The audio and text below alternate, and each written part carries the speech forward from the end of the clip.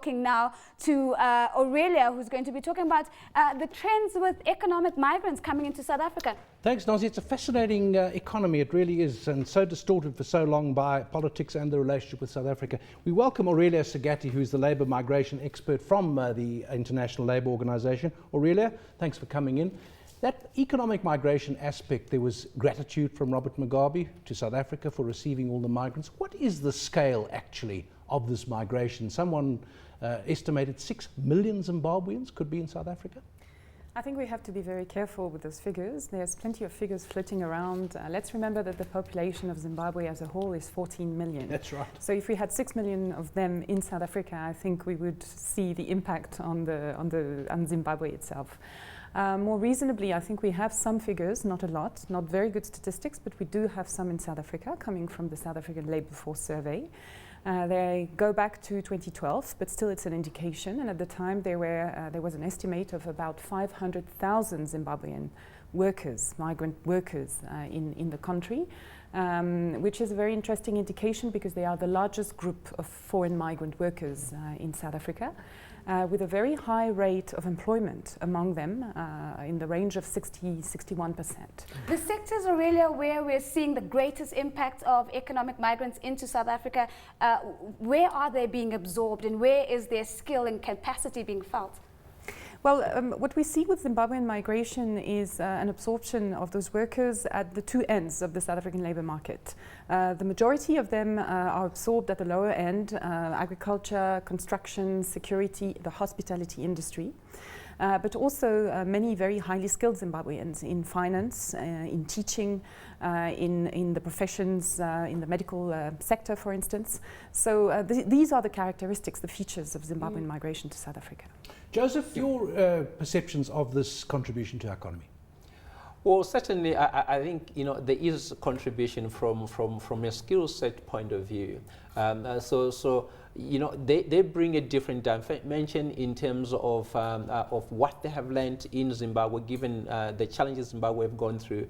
But also, there's a little bit of pressure, obviously, in the South African economy, in particular from social service delivery point of view, given the fact that some of them in particular, the ones who do not have employment, they have to find hospitals, they have to find schools. Is there a special relationship, Aurelia, in the sense that the Zimbabweans have de facto privileges and access that perhaps people from other African countries don't? I mean, we know that there are lots of Somalis, for example, Nigerians in Cape Town. I came across a medical doctor working as a car guard in Cape Town. That was the only way he could make a living. Is it easier for Zimbabweans, or is it open season for anyone who wants to come here? Well, obviously, the fact that Zimbabweans come from the country next door, have some commonalities with South Africans, share the same languages for some of them, makes it easier for them to integrate into South African society. They have an added advantage, that's very clear.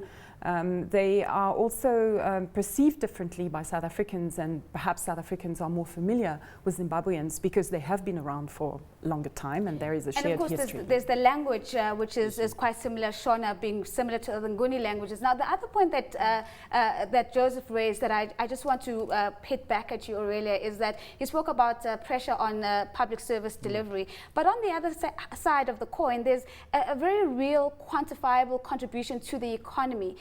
Do we know what that contribution is? Do we know how much Zimbabweans contribute to the growth of the South African economy? I suppose another way of asking it is, are they giving more than they're getting? Absolutely. Well, it's a very difficult question wherever you look at it and whichever group of migrants you consider, because the factors in the equations are so many.